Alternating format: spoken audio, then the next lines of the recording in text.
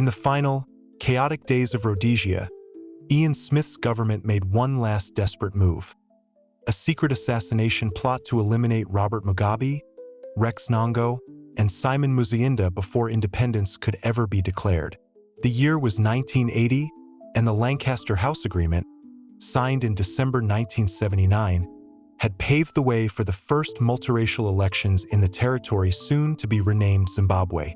These elections, held from February 27th to 29th, involved multiple parties, including Bishop Abel Muzarewa's United African National Council, Joshua Nkomo's Zimbabwe African People's Union, and Robert Mugabe's Zimbabwe African National Union Patriotic Front.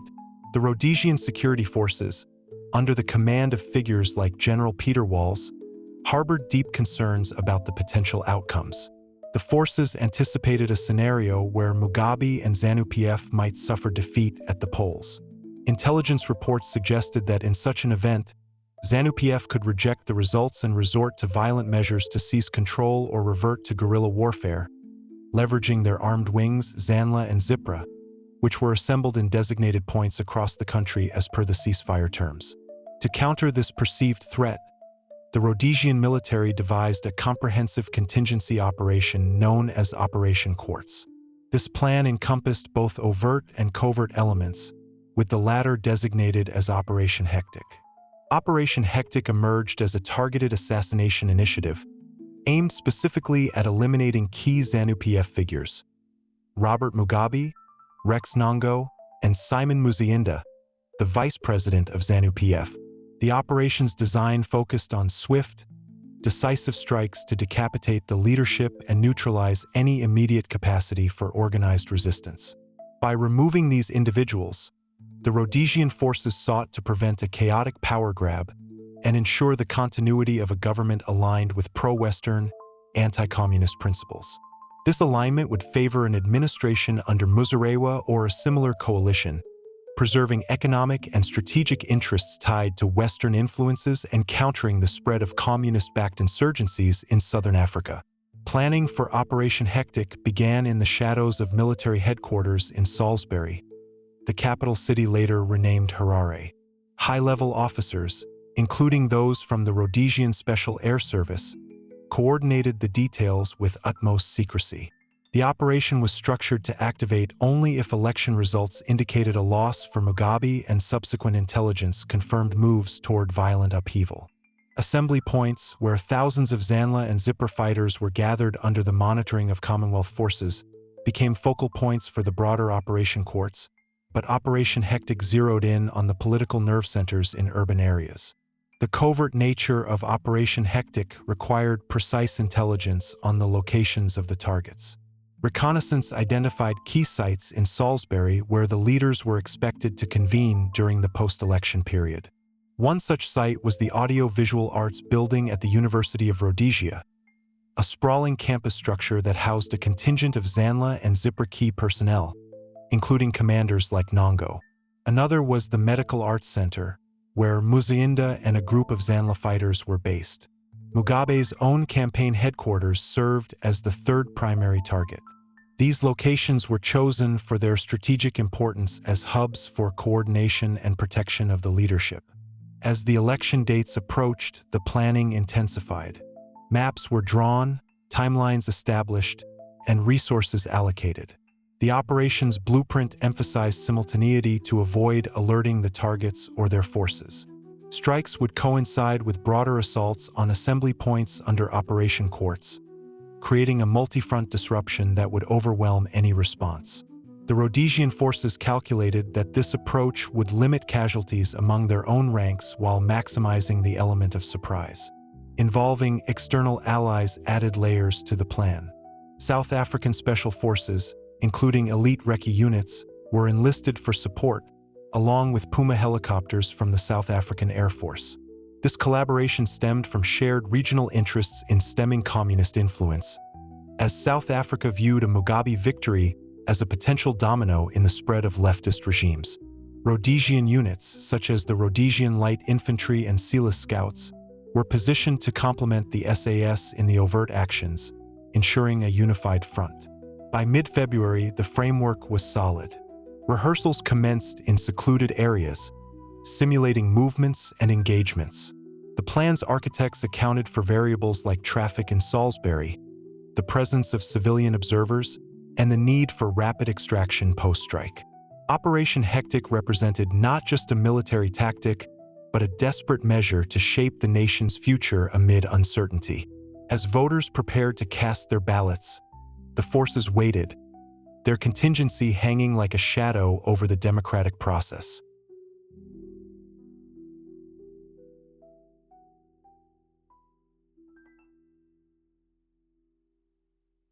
With the elections underway, the Rhodesian Security Forces shifted from planning to active preparation for Operation Hectic. Units were mobilized discreetly, avoiding detection by international monitors or ZANU-PF informants. The elite troops of the Rhodesian Special Air Service formed the core of the operation, divided into 3 squadrons, each assigned a specific target to ensure coordinated eliminations. A squadron received the task of targeting Robert Mugabe at his campaign headquarters in Salisbury.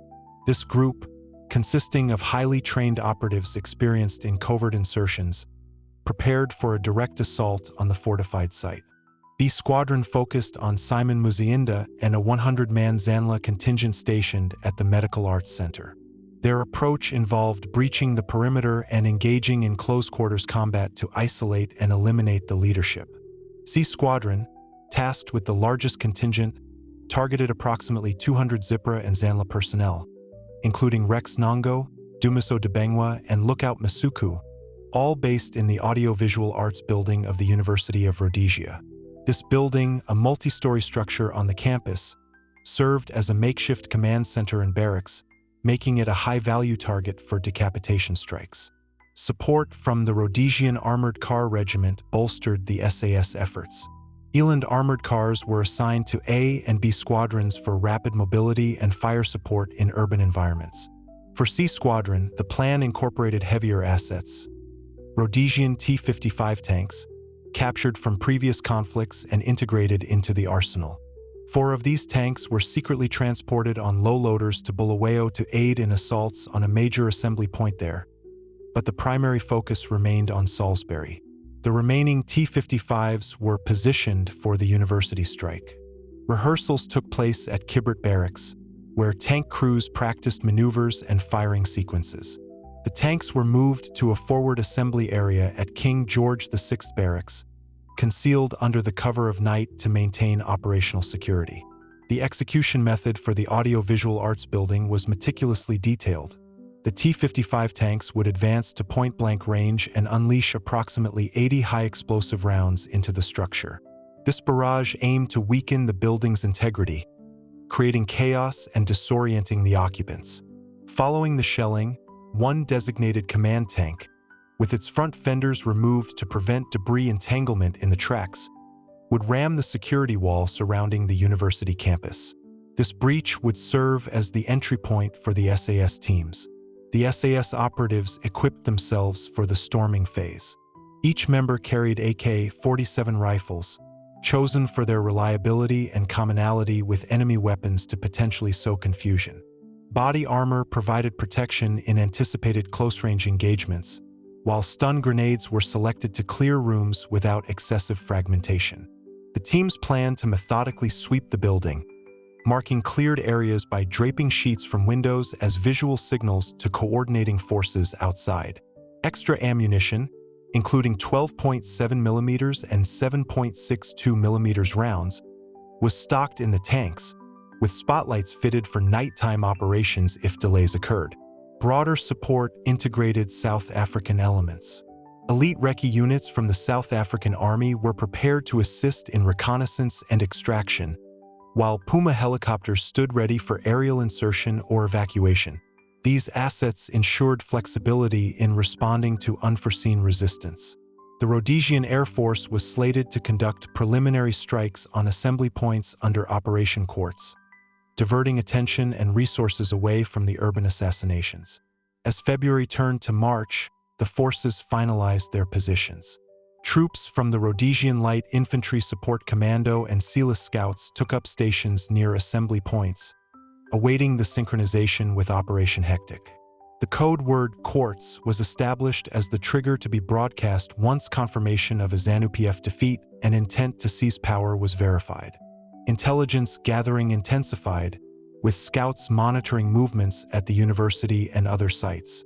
The Audio-Visual Arts Building, in particular, buzzed with activity as ZANLA and Zipper forces consolidated, unaware of the impending threat. The preparation phase underscored the operations scale. Vehicles were fueled, weapons cleaned, and contingencies mapped for escape routes and medical evacuations. By March 2nd, as vote counting began, the units stood poised, their readiness a testament to months of clandestine effort. The stakes involved the fate of a nation, with Operation Hectic positioned as the linchpin to avert what the planners viewed as an existential crisis.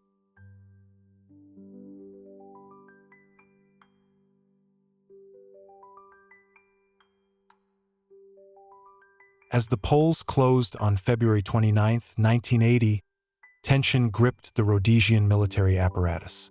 Operation Hectic's forces remained in high alert, dispersed across strategic points in Salisbury and beyond. SAS squadrons held their positions near the target locations, with a squadron surveilling Mugabe's headquarters, B Squadron encircling the Medical Arts Center, and C Squadron aligned for the assault on the Audio-Visual Arts Building. The T-55 tanks idled at King George VI Barracks, crews reviewing firing protocols for the 80 high-explosive rounds earmarked for the university structure. Overnight into March 1st and 2nd, monitoring of election returns proceeded under strict secrecy. Initial tallies trickled in, but the full picture emerged gradually. ZANU-PF strongholds in rural areas reported overwhelming support for Mugabe, while urban centers showed mixed results. The Rhodesian command awaited definitive outcomes, prepared to issue the code word Quartz if indicators pointed to a loss for Mugabe, followed by signs of mobilization among ZANLA forces. Assembly points across the country, housing thousands of fighters, were under watch, with overt strikes planned to commence in tandem with the assassinations. By March 3rd, the atmosphere thickened. Troops in the field maintained radio silence, their equipment checked and rechecked. The SAS teams, clad in body armor and armed with AK-47s and stun grenades, visualized their entry through the breached wall at the university. The command tank's loader ensured the main gun's ammunition was primed, and spotlights were tested for illumination. South African recce units and Puma helicopters remained on standby across the border, ready for cross-border support if escalation demanded. As dawn broke, the operation hovered 3 hours from initiation. Final confirmations were sought, with intelligence channels buzzing for any hint of ZANU-PF's rejection of the results. However, at approximately 0900 hours, official announcements confirmed Mugabe's victory. ZANU-PF secured 57 out of 80 common roll seats, translating to a clear majority. This outcome negated the contingency trigger. There was no electoral defeat prompting a violent seizure or return to guerrilla warfare. The cancellation order disseminated rapidly through secure channels. General Walls, overseeing the operation, halted all movements. The signal for Quartz was withheld, and units received stand-down instructions.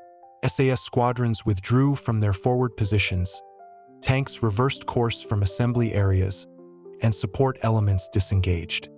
The Audio-Visual Arts Building, mere hours from bombardment, remained intact, its occupants oblivious to the averted assault. Deactivation unfolded methodically. Equipment was returned to barracks, rehearsals traces erased, and personnel debriefed under oaths of secrecy. The broader Operation Quartz similarly dissolved, with no strikes on assembly points. Mugabe's win shifted the trajectory toward a peaceful transition, albeit under international scrutiny. The Rhodesian forces, having prepared for confrontation, adapted to the new reality, their covert plan shelved indefinitely. In the aftermath, the machinery of power transfer accelerated. Mugabe assumed the premiership on April 18, 1980, marking Zimbabwe's independence. Operation Hectic, conceived as a safeguard for a pro-Western order, faded into classified archives, its details emerging only years later through declassified accounts and memoirs.